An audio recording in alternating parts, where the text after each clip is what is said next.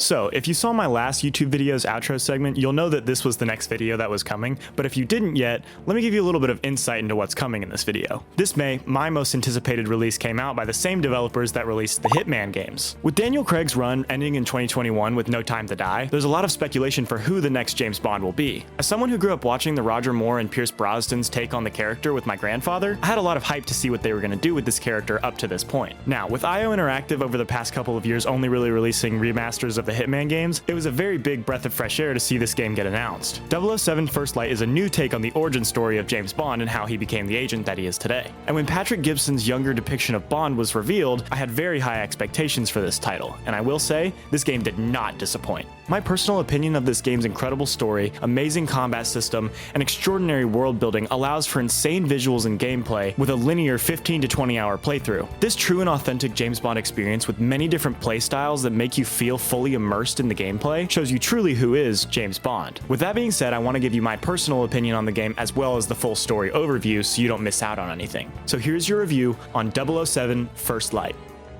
The game starts with a cutscene on a Royal Navy helicopter heading toward an unresponsive research base in Iceland. Suddenly, a missile strikes the helicopter, causing it to fall into the ocean.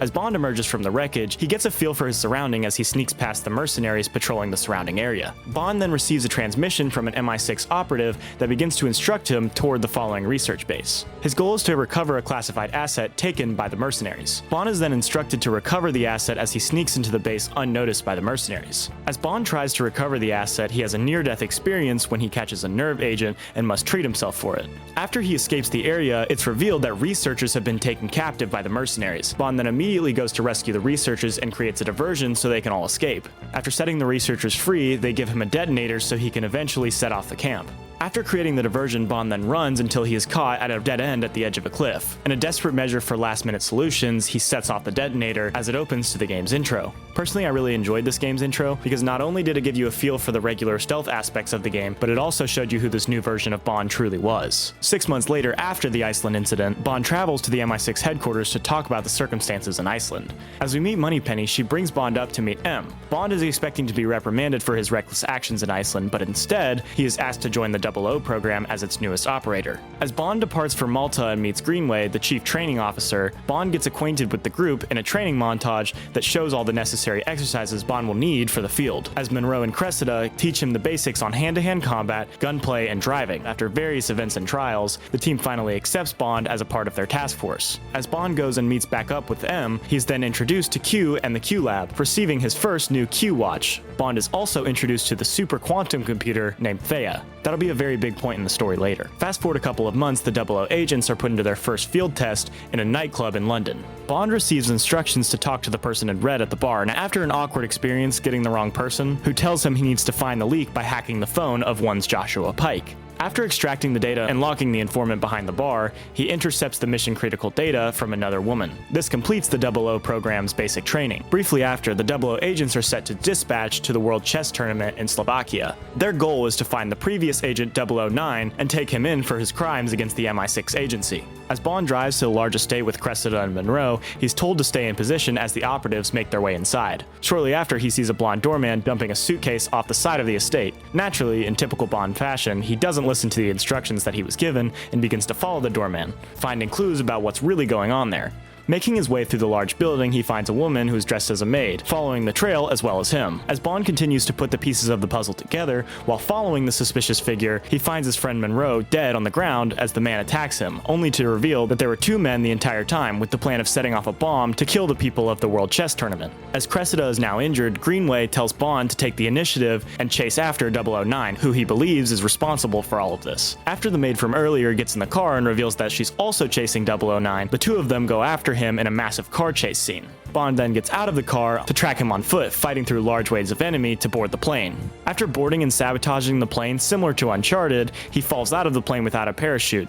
After Bond somehow survives after grabbing onto the back of someone who did have a parachute, he reports back to HQ for his next mission briefing. Greenway and Bond are then sent to a mission in a place called Aleph. As they make their way inside, they meet two figures of interest, that being Lenny Kravitz's character Bwama and Ali. After walking around the lower levels completing tasks and joining a fight club, they join a bidding to find mission-critical data. After bluffing their way to winning the bid war, they strike a deal with Ali so he can give them the coordinates of 009.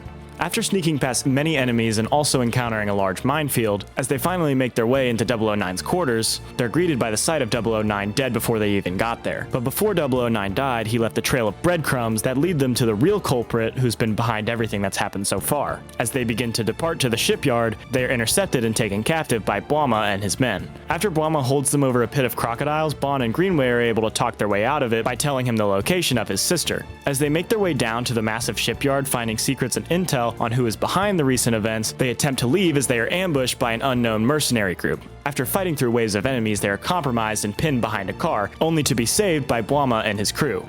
Unfortunately, the evidence was compromised, as Greenway tells Bond to go home, case closed. But as Bond reaches his home, he's attacked by 2 assassins attempting to kill him. After fighting the first assassin off, he realizes that there's a second one who attempts to get him shot by the sniper that's shooting through the window, only to be revealed as one of the blonde men from earlier. As Bond chases after the blonde man and narrowly escapes his death again after falling off a building, he calls Moneypenny to trace a text that leads him to the 125th Webb Industries Gala. Bond continues to follow the trail of the Great White Twins, sneaking through the building in order to find the whereabouts of the suspect. As he gains as much information as he can by eavesdropping and CCTV footage, he's able to locate him in the basement.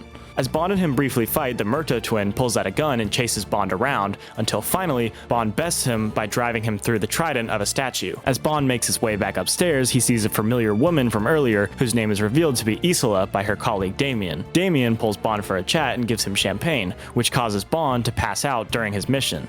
As Bond wakes up, he's tied to a chair and is being interrogated by Damien. Bond hanging on to his life while also being able to extract the data off Damien's phone, giving MI6 the information on what's actually been happening all along. Right as the guards are given the orders to kill Bond, Isola frees herself and takes the guards out, freeing Bond. He then makes his way through the museum, taking out numerous enemies, and eventually making his grand escape via garbage truck, meeting up with Greenway, who is also ambushed. Bond and Greenway then gear up and infiltrate Webb Industries, attempting to stop the data wipe. As Bond and Greenway sneak through the lower floors, finding ways to get past the security protocols and gain access to the floors where the data is being deleted, Isola, who is revealed to work for Webb Industries, also has the same goal. As all 3 of them work together, they gain the information that they need to bring down Webb. Bond makes his way to Sir Nicholas Webb's office to get the command code to reach the upper floors. Damien and Nicholas then arrive in the office while Bond hides from them, getting new information about Damien's plans in Vietnam. After regrouping with Greenway and Isola, by utilizing the Q-Watch and other gadgets in many different ways, they are able to infiltrate the server room to shut down the deletion process. After stopping the deletion process, Nicholas Webb traps them in a room filled with poisonous gas. Greenway then shoots out the glass, introducing the missile pen, a direct callback to GoldenEye, which was executed perfectly. After escaping, Bond must now fight his way through multiple floors of enemies, blocking his path to safety. Greenway steals a helicopter and gives Bond a narrow window to get there before he takes off, allowing for a stylish escape in usual Bond fashion. Bond, after getting back to the MI6 headquarters, is now briefed on his next mission of following Damien Webb to Vietnam. As he departs for Vietnam, he is greeted by a stunning Vietnamese villa on the cliffside that will help him monitor the 3 people of interest that Damien is looking to kill. As Bond explores the resort, completing simple tasks to get close to the people of interest, Teresa Lorca's monitoring device stops responding. Bond runs over to her villa to check out what's going on. As he gets inside, it's revealed she was only swimming. Bond then, does that. Okay, anyway, as the screen cuts to Bond getting ready for the arrival of Damien's men, who are en route to kill the 3 targets. Bond then sneaks around Lorca's villa as an attempt at saving them from their impending death. After Bond escapes from the main enemy fire, he is met with the second Murtaugh twin looking to avenge his brother and kill Teresa. Bond makes short work of him, saving Teresa by helping her out of the window before the building explodes, knocking Bond out. Bond then wakes up tied to a cinder block, strapped to a saw by none other than Damien Webb, who attempts to kill him but is thwarted by Greenway with a sniper. Bond then fights through enemies in the construction yard to get to Greenway's position as they split up. Fighting through more of Webb's men, Greenway and Bond take control of an earth mover that crashes into the massive landscape. Unfortunately, as they exit the vehicle, Greenway is shot. Greenway tells Bond to carry on. As Bond confronts Damien, it intros a boss fight as Bond eventually beats him by dropping steel pipes on him, believing that Damien is finally killed. Bond then returns to Greenway's position only to find him bleeding out as he sits with Greenway until he eventually dies. At the MI6 Intelligence Center, Bond is now informed that Nicholas Webb has gained immunity, which outrages Bond as he goes AWOL, breaking into the Q Lab to get his gadgets and service weapon. As Bond now leaves the MI6 headquarters, he contacts Isola and plans to take down Webb once and for all. The screen then cuts to black as it picks up on Isola's sailboat as Bond and Isola talk to each other about the upcoming mission.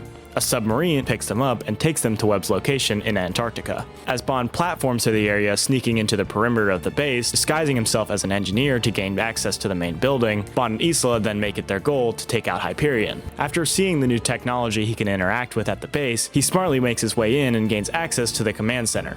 Bond then arrives at the command center only to be caught by Robert Finch and held at gunpoint, setting off the alarm. Fighting through the lower floors through waves of enemy, a robot that is immune to bullets is dispatched and attacks Bond. After destroying the bot with explosives, multiple waves of robots come attacking him as he controls a mechanized ball to crush them. Bond then platforms his way down to the Hyperion database where Webb meets him at gunpoint. Though Bond could easily kill him, if Nicholas Webb's heart monitor goes off, all of the data will be deleted. Unfortunately, out of nowhere, Isla shoots Webb, stealing Hyperion, leading to a massive chase throughout the building. Isla then gets on a boat attempting to flee with Hyperion intact, as Bond chases after her in a massive boat chase scene right after. As Isla is about to escape with Hyperion intact, Bond shoots the asset case as MI6 takes both of them into custody. The next section picks up with Bond in an MI6 holding cell as M talks about what's happened and his mistakes. Suddenly, the MI6 headquarters is breached and Bond and Isla are set free. Isla then says goodbye and departs from Bond as she escapes, leaving him. Bond, in heroic nature, sneaks past the enemies, taking them out, attempting to save the rest of the people inside of the building.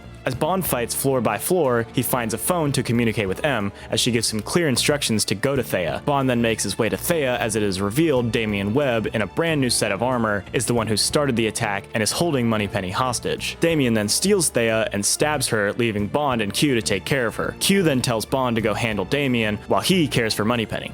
Bond then goes to the Q lab to find the gadgets necessary he needs to fight through these massive waves of enemies. After getting all the necessary gadgets that he needs and destroying Damian's plan to override the lockdown, Bond then sneaks into the next room, activating the Valhalla supercar, taking out dozens of Damian's men. Damian then destroys the car, leaving Bond stuck in the wreckage once again. Bond escapes from the car as he traverses through the tunnels to end this threat once and for all.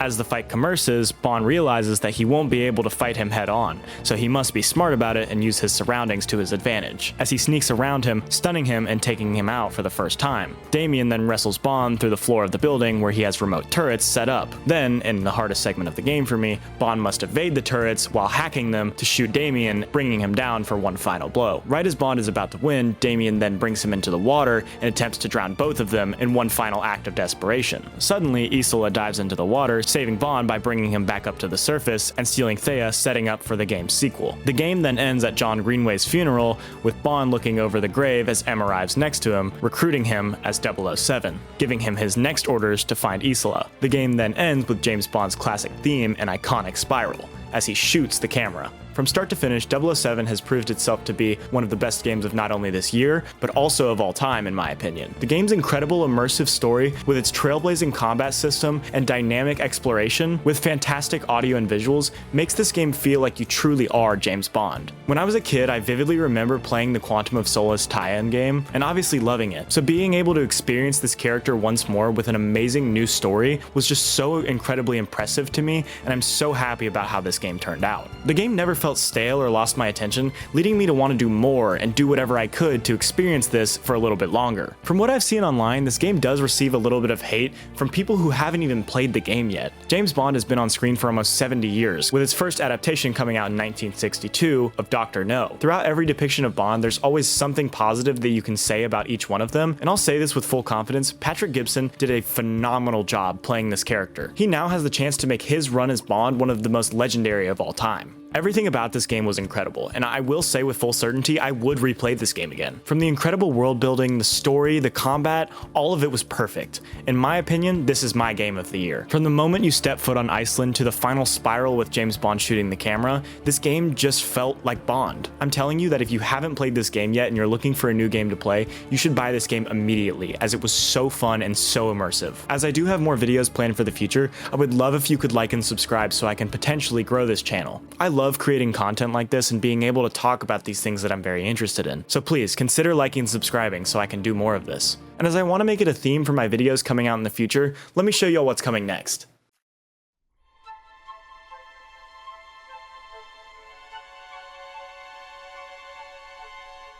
They let me pick.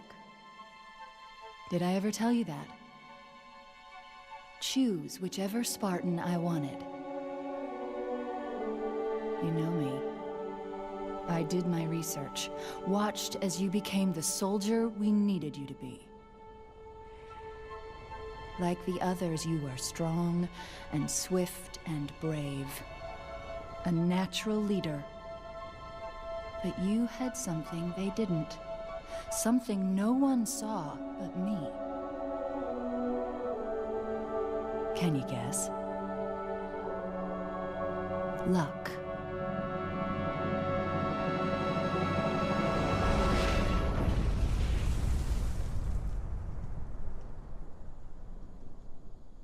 Was I wrong?